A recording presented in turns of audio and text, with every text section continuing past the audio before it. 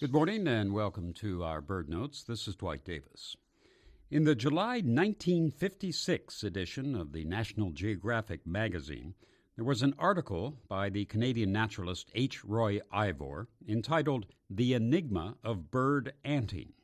After all this time, I still recall that article, and very well, because back then I was starting to really appreciate birds, and the word enigma was new to me. I had to ask somebody what it meant.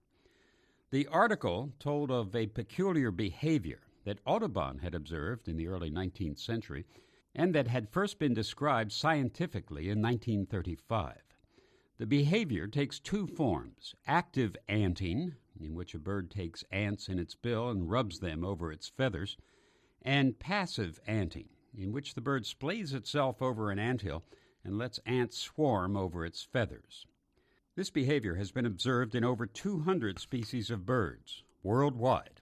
So what is it that the birds are doing with the ants?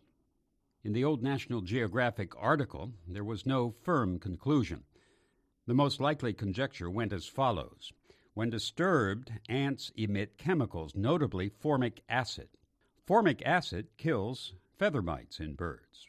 So by anting, a bird is apparently removing parasites from its body.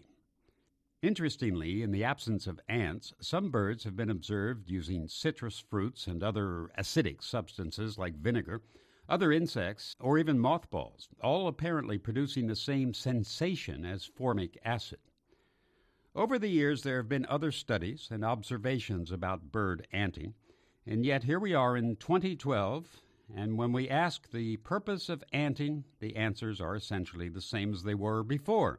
Answers full of words like possibly and perhaps and poorly understood and presumably.